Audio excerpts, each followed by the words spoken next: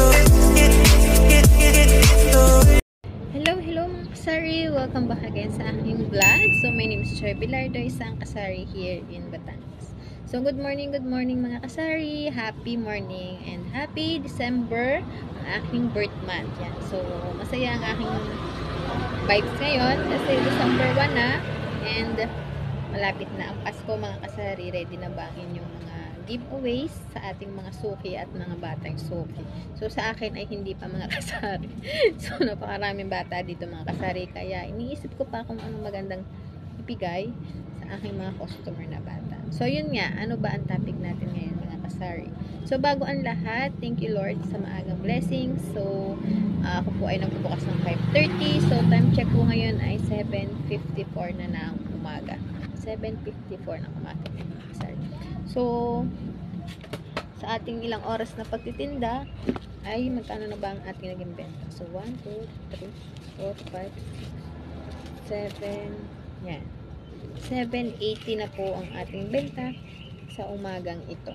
So, thank you Lord sa maagang blessing ng ating tindahan. So, dahil din sa sipag natin sa pagkising sa umaga, ay maaga rin tayong nagkakaroon ng biyaya at benta. So sipagan natin mga kasari at talagang kikita ang ating tindahan. Yan. So, balik tayo mga kasari. So, gusto ko lang i-share sa inyo kasari at itanong sa inyo kung anong klase ba ang kakompetensya meron kayo sa inyong lugar. Yan, kasari. So, ang kakompetensya mga kasari ay malaking impact sa ating sari-sari store. Yes po mga kasari. Kasi ang mga kakompetensya natin mga kasari ay nakakabit na talaga sa isa atin bilang isang may tindahan. Yan. So, basta may tindahan tayo, nandyan na si kakompetensya. Kahit saan naman po tayo magpunta, ay may mga kakompetensya talaga tayo. Lalo-lalo na sa ating business na sari-sari store. So, yun nga. Ano bang kakompetensya meron ako sa aking lugar mga kasari? Yan. So, ako po, bilang ako yung pinaka bago sa lugar namin, mga kasari. Yan. So, diba, wala pa tayong mga kakilala. So, hindi natin alam kung mga kakilala ang mga tao dito sa lugar natin. So, ako bilang kakompetensya, mga kasari, ako po ay nagiging friendly. Yan. Hindi naman po totally usap-usap dyan. Hindi. Ako po ay, syempre, bago ako at gusto kong makisama. Yan mga kasari. Kasi alam niyo mga kasari, pag makikisama tayo, maganda yung ang ating paligid ay good vibes. Yung wala kang kagalit. Pero hindi naman natin maiwasan magkagalit. Pero kung ayoko ng ganun, kung pwedeng maiwasan na wala tayong kagalit, ay gawin natin yan. So, yun nga. Ako mga kasari, yung ginawa ko talaga nung una pa lang ako dito. So, yan, naladaan ako. Tapos sila, kunyari, nasa labas. Yan, kunyari, tayo sa halabas. So, hiningitian ko sila mga kasari. Yun yung isang way na palatandaan na ikaw ay nakikisama at nakikipag mabutihan sa kanila. So, ayun. Pag hindi ngitian ko sila. So, nag-ano naman sila, nagbalik ng ngiti. So, sabi nila, saan ka? Yan.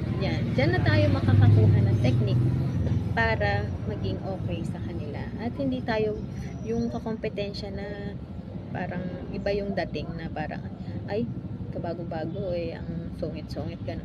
Ayoko po ng gano'n. Gusto ko yung kakompetensya na okay sa kanila, hindi naman yung totally close, pero okay sa kanila. Alam niyo naman po yung ibig sabihin natin, di ba mga kasari na batian, yun mga gano'n lang, batian, konting chismisa na saan ka punta, dito lang po, yung mga gano'n lang ba mga kasari, malaking bagay na yun sa atin bilang isang kakompetensya, 'di ba mga kasari? Kasi yung ganung pangkobra po. So balik tayo mga kasari, may bumili lang po. So yun nga mga kasari, yung sinasabi ko yun. Malaki yung impact sa atin ng mga kakompetensya. Kung ako kompetensya mo mga kasari ay kunyari ay sa tingin nyo ay initian nyo na tapos hindi naman siya nagpansin. So deadmahin na lang natin mga kasari. Kasi sa ganung way, maiwasan nyo yung away, maiwasan nyo yung something na meron na hindi maganda, di ba mga kasari? Kaya yung gusto kong share sa inyo mga kasari ay kunyari, ayun nga, di kayo pinansin. So yan, tapos meron pang time na yung mga kakompetensya natin is ginagaya tayo, di ba mga kasari? Hindi naman sa dahil nakikita nila na mabenta tayo, ganyan. So, wag na lang po nating pansinin mga kasari yan. So, yan naman pong mga ganyang kakompetensya ay hindi na po natin may iwasan. Dahil gusto rin lang din po nilang kumita. So, tayo na po ang mag-adjust mga kasari. Yes. So, ang gawin natin ay i-focus lang natin yung ating mindset sa pagpapalago pa ng ating negosyo, ating business, kung paano ba ito magkakaroon ng maraming customer. So, ganun lang ang alagi natin isipin. Hayaan na lang natin sila kasi minsan may stress ka lang, ganyan mga kasari. So, ayoko may stress sa buhay. So, ako, hindi ko pinapansin yung mga kompetensya ko eh. No, basta ako ay titinda ng donut mga kasari. So, yun nga mga kasari, ang ginagawa ko talaga is yun, bumibili ako ng mga items na gusto ko dito sa tindahan. So, wala po akong ibig sabihin wala akong pakialam kung ano yung gusto kong bilhin. So, yun lang. Basta add ako ng mga bagong items sa aking tindahan. Kaya naman, yun, mas ganun lang yung ginagawa ko kasari para makakuha ng pansin sa mga tumeryan.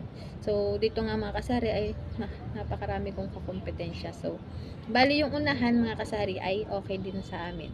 Okay din yung pakikisama sa akin. Minsan nga ay ako dun bumibili sa kabila. Kunyari naubusan po ako ng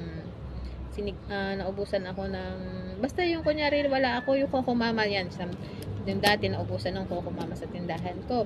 So, bumili ako sa aking kakompetensya mga kasari. Yun din yung magandang epekto kung wala kayong alitan or wala kayong something sa inyong yung wala kayong alitan na ganyan. Kasi pag nakailangan ka, so doon malapit, kaysa lalayo ka pa, di doon ako bibili. So maganda din yung epekto ng maging okay tayo sa mga bawat atindera natin mga kasari. So sila, nabili rin sila dito minsan sa aking tindahan. So ayun nga, nagkakamustahan kami. Kamusta naman ang inyong tinda? Sabi ko, ito ate, okay naman po. Minsan talaga yun nga, pag walang mga estudyante, mga kasari, ay yun nga, medyo matumal, yan. Pero pagbalik naman ng mga kasari ng ating mga estudyante, ay buhay na uli yung ating tindahan. So, ganun lang mga kasari, mag-anon tayo ng pakisamahan sa mga kapwa natin, katindera.